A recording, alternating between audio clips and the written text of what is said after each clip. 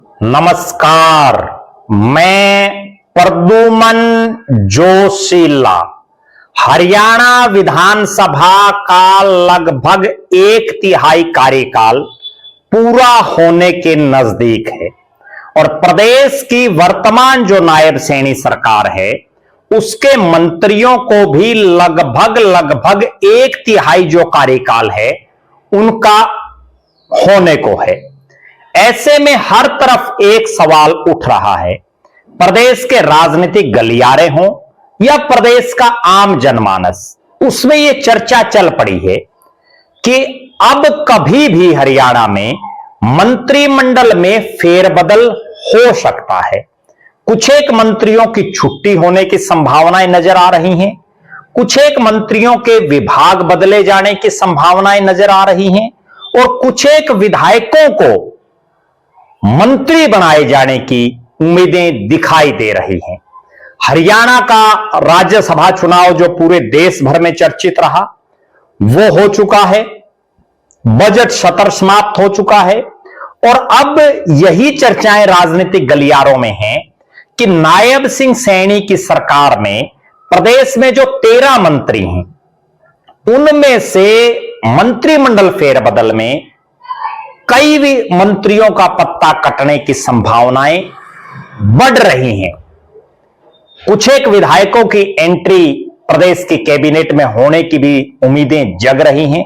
पहले मैं आपको बता दूं, वर्तमान में जो हरियाणा प्रदेश की नायब सिंह सैनी की सरकार है उसमें कुल 13 मंत्री हैं प्रदेश के मुख्यमंत्री के अलावा, जिनमें अनिल विज, कृष्ण लाल पंवार, राव नरबीर सिंह, महिपाल ढांडा, विपुल गोयल, अरविंद शर्मा, श्याम सिंह राणा, रणबीर गंगवा, कृष्ण बेदी, श्रुति चौधरी, आरती राव, ये कैबिनेट मंत्री हैं प्रदेश के 11 और राजेश नागर और गौरव गौतम, ये 2 राज्य मंत्री हैं। प्रदेश की विधानसभा में स्पीकर हरविंदर सिंह कल्याण और deputy speaker doctor Krishan Lal Middha हैं। पहली बात तो यह कि मंत्रिमंडल में विस्तार नहीं हो सकता, कोई संभावना नहीं है क्योंकि पहले से ही फुल है मंत्रिमंडल, तो विस्तार की कोई संभावना नहीं।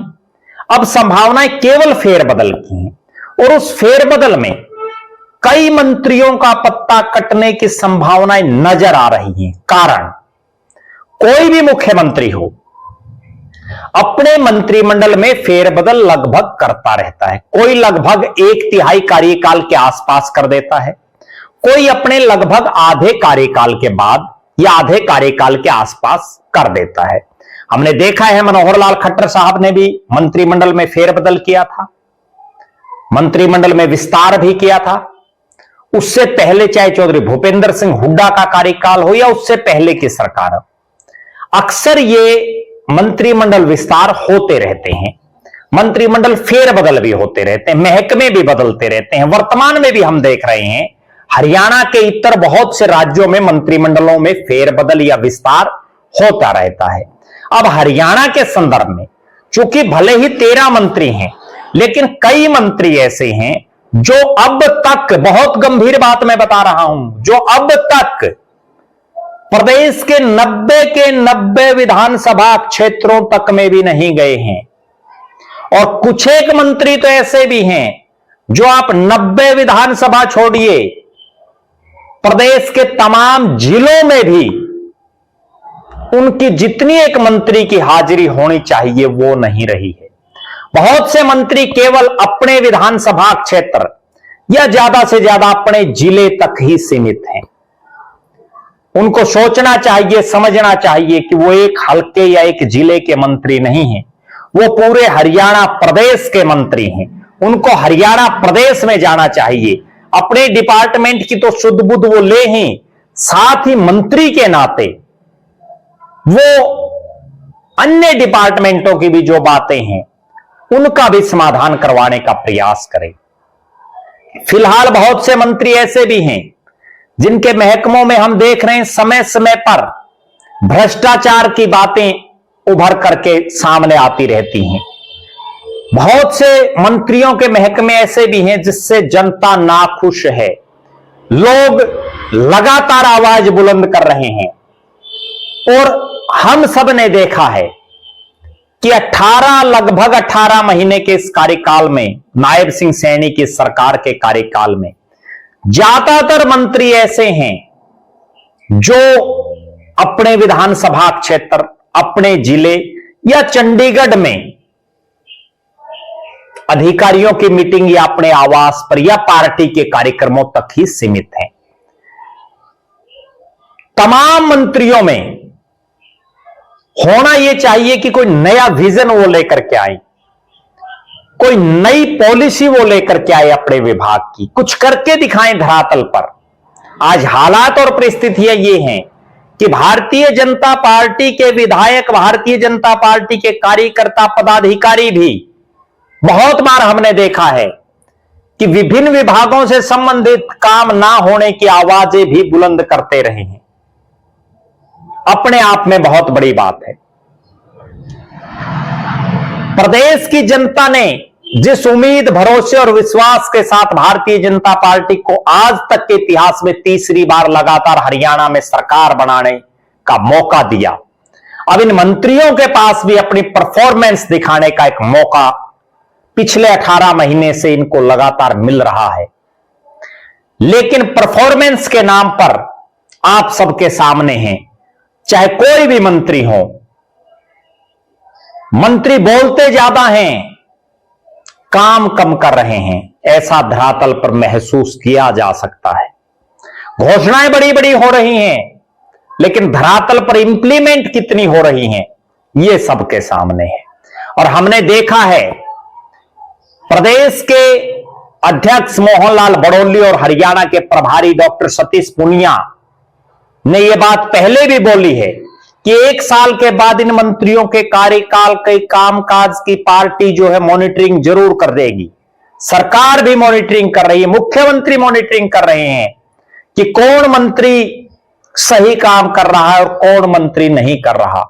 अब चूंकि विधानसभा चुनाव भी धीरे धीरे नजदीक आ रहा है, लोकसभा चुनाव को भी लगभग 3 साल बच गए हैं, अब पार्टी को जरूरत है ऐसे लोगों को आगे बढ़ाने की जो वास्तव में धरातल पर पार्टी को मजबूत कर सकें, विकास के काम करवा करके पार्टी का नाम रोशन कर सकें।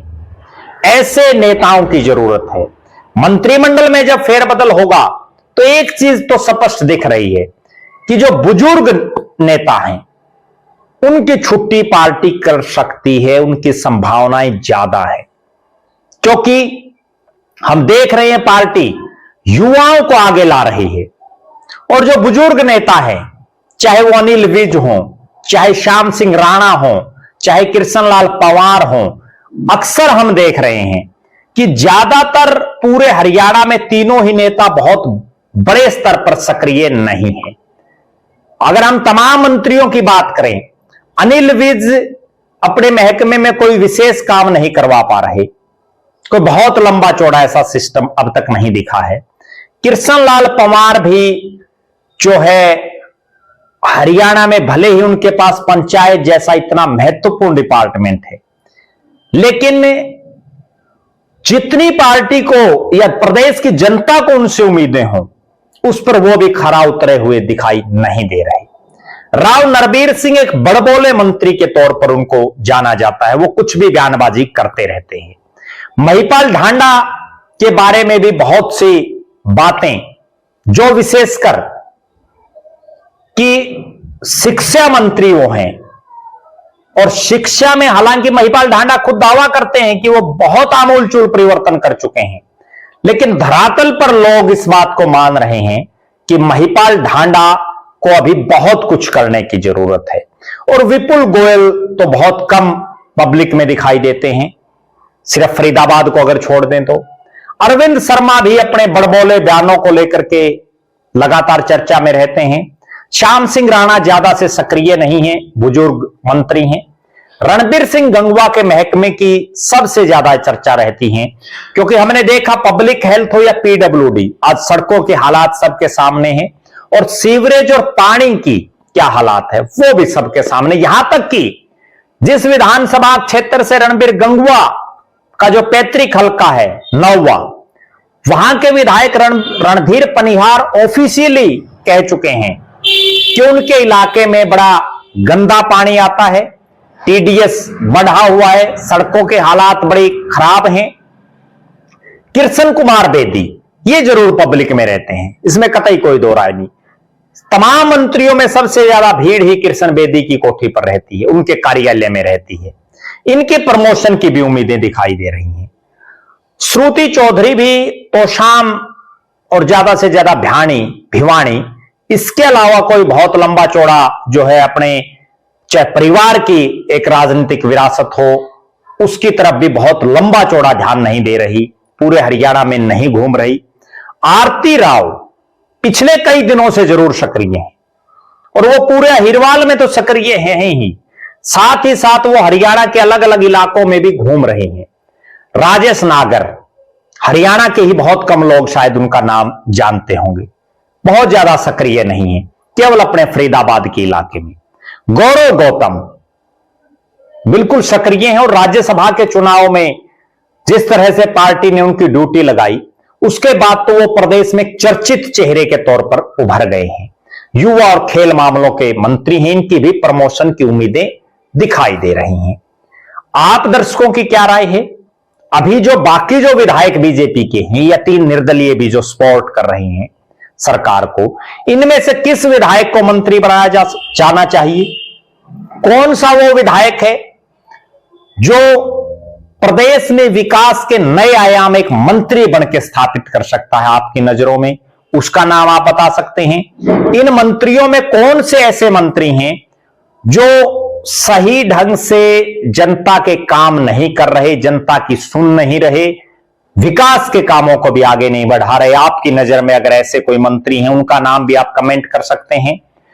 और ओवरऑल जो नायब सिंह सैनी का मंत्रिमंडल है उसके बारे में तमाम जो मंत्री हैं फिलहाल आपकी बेबाक राय जरूर रखें। बहुत बहुत धन्यवाद। हमारी नजरें हर राजनीतिक गतिविधि पर बनी रहेगी। हम आपको मंत्रिमंडल कब फेरबदल होगा इससे जुड़े हर अपडेट आपको देते रहेंगे। बहुत बहुत धन्यवाद। आपका अपना प्रद्युमन जोशीला।